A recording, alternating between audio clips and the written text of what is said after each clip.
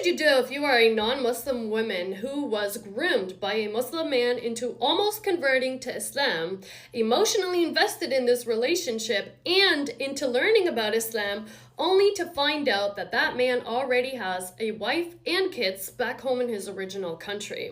This is a DM that I received from a girl, and I'm gonna make a video about it because it is too common of an occurrence. And nobody is warning non-Muslim women about not dating Muslim men.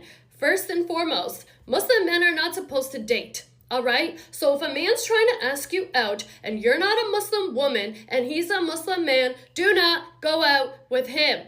Okay? I want to scream this from the rooftops because this is the mindset of Muslim men who are dating non-Muslim women. First, let me just have fun with her. Second, let me see how much I can control her to change her entire personality and the way she dresses to soothe my ego. Third, if this woman can convert to Islam, I can marry her because as a Muslim man, I can have more than one wife. And fourth, if this girl doesn't convert to Islam, I can always go back home to my wife that is so submissive and pious and married me for some reason because she believes that I am her owner and she wants to be under my ownership. That is literally how they think. I promise you, that is how they think. Why? Because Islam grooms men from childhood to perceive women as objects that they own, and they judge women based on what they're wearing. So if a Muslim man approaches you and he sees that you don't dress modestly, you show your hair, you drink, you have some family issues, you have some financial issues, you are the perfect target for him. Because what you're going to do is you're going to stroke his ego,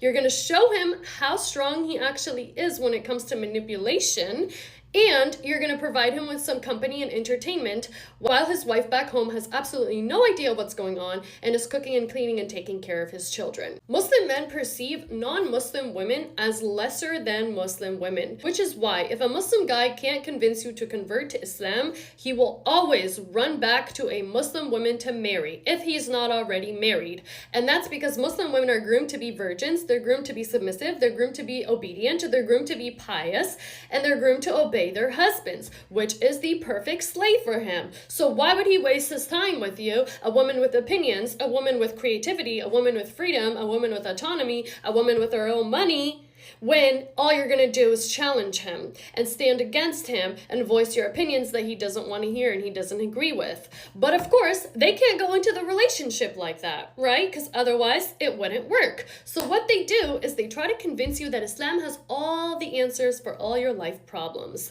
And little by little, they will teach you about Islam and they will use God against you and they will use what's in the religion against you to judge you and to make you feel ashamed so you hurry up and convert to Islam so he gets that ego stroke. Because guess what? Even after you convert, his family's not going to accept you and he knows that.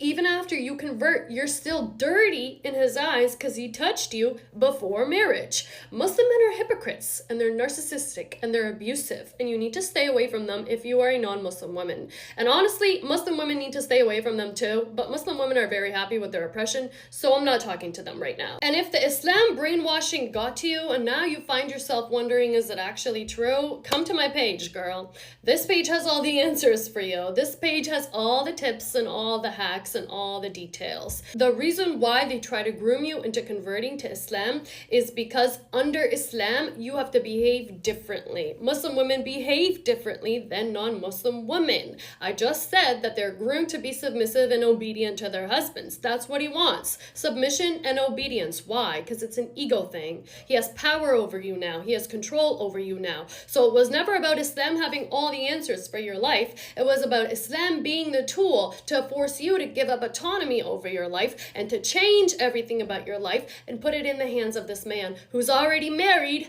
with a whole family in another country. One thing you should know about Muslim men, and you should never forget, is that they always have words for what the women are doing, the Muslim women are doing. They always have judgment for what Muslim women are doing. But do they ever call out Muslim guys for dating something that's not even permissible in Islam?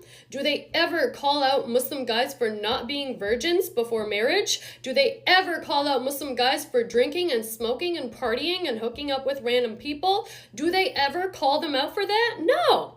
because they don't value the woman that these men are dating and going out with as real women. That's why their judgment is always reserved for Muslim women, because in their eyes, Muslim women are the only women that are valuable, and the only reason why they're valuable is because they're virgins. So if you're not a virgin, if you have children outside of marriage, if you drink, if you party, if you have premarital intercourse, you are a worthless woman. That is why he will use you without thinking twice about it, ruin your life, get you emotionally involved, get you more confused, get you more depressed, get you more hopeless, and then leave and go back to his wife in his own country.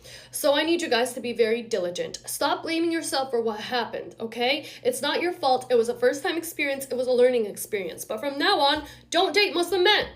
Don't talk to them, don't entertain them, and increase your boundaries by like 1,000, girl, okay? You need to have some barriers. You need to have some limits on what you're gonna do with a man when you're talking to him, when you're in the dating stage. And I don't make content about that anymore because, to be honest, I don't care. There's too many videos about it already. Just stay away from Muslim men if you're not a Muslim woman.